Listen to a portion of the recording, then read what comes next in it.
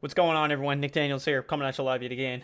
Today, man, we're doing a little abandoned Nova Scotia vlog. I don't know what you want to call it, but anyway, we've already been to this location. So this is the youth center that's over in Shelburne, but we're doing a part two.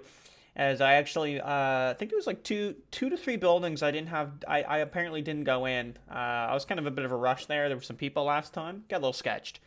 Because you just don't want people fucking getting all pissed off at you. Supposedly there's like a landowner who kind of comes around this place and checks it out for that kind of shit. So yeah, man. So we came back, me and my buddy there, Ian, his first time, and obviously my second time for this place. And it's surprising like how much more I was able to see and find coming back in a second visit. So yeah, the second visit was really good because there was like again there was three buildings that I had not actually entered yet. And sure enough, like if you've got enough, I don't know what you want to call it, like determination, but if you just got that will to explore a little bit, you'll be quite genuinely surprised and happy with how much you're able to see. Like there's like you could spend easily like a day in this location and then a day in the spy base, which is the CFS Shelburne. That one being like literally like 10 minutes down the road. So I was a little bit incorrect on this one. It was actually kind of funny because I originally was kind of more of like youth center was what you'll see online, right? What it's commonly it can be referred as, but it was actually for like young offenders. So that, you did like a crime. Now, I mean young offenders. I mean like we're talking probably like I don't actually have a specific age, but I'm thinking about like 16 and under would kind of be something like that, a little bit more ideal. But yeah, so it's kind of surprising because when you go in and you start looking around, a few of the extra buildings I found here were definitely more like cells, like more of a prison style. So what I mean by that, it would be like big padlock on the outside of the door, like not like padlock, but like a serious looking fucking lock. You were clearly not opening that if they didn't want you to, and inside there'd either be like just a metal frame of a bed and like a toilet in the corner, like a classic trope like you see like in movies and crap like that. Where they'll be like, oh hey, like put him in there, and like that's literally what it was. I know definitely a few of them, and they would just be like those, like as like the whole hallway would just be that, would just basically be like these cells, and they'd have like one window like in the room itself and then a window to look in through the door, and that was it. So like kind of freaky in a sense if you think about it. And then there's some paperwork that's still around. This place was actually kind of abandoned, more like closed down officially in about 2004. So unironically, some of the actual paperwork you can find here is still filled out. And it'll even prove this theory more because you'll start seeing like offender request.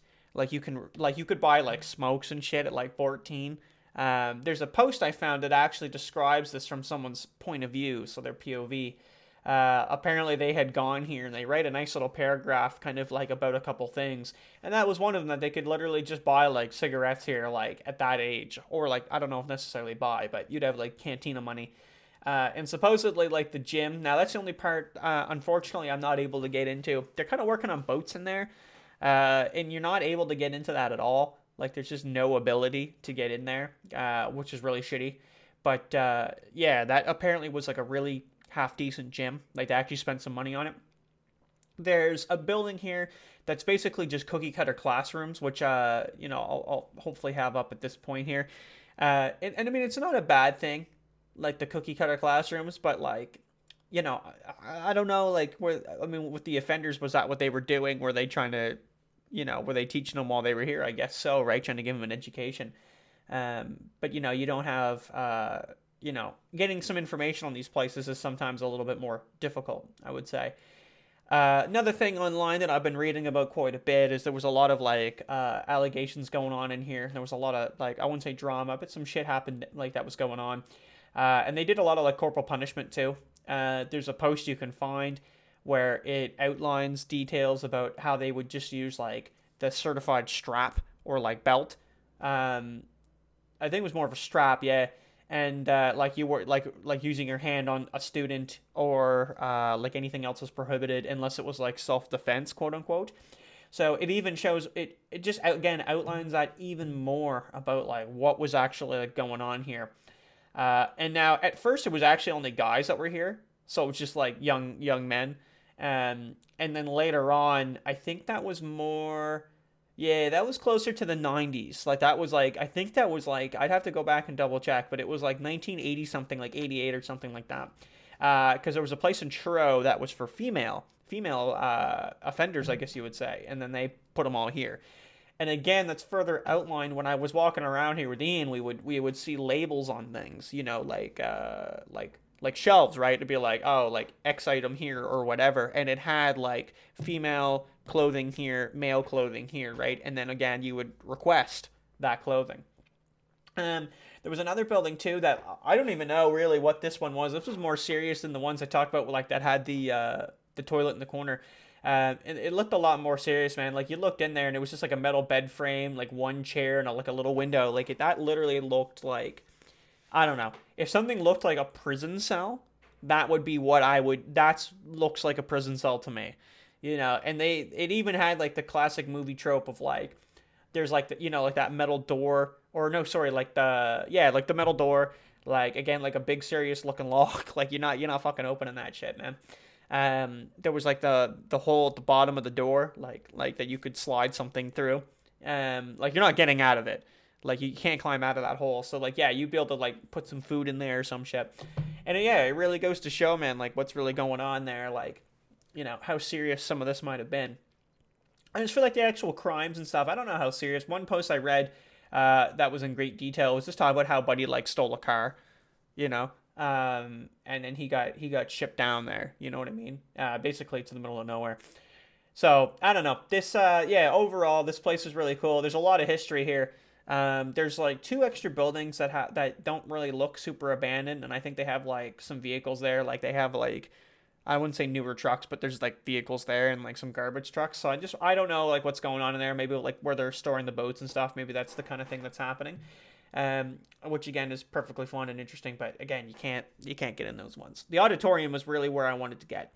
But that was not. I'm sorry, I'm yawning at the video, but that wasn't fucking doable.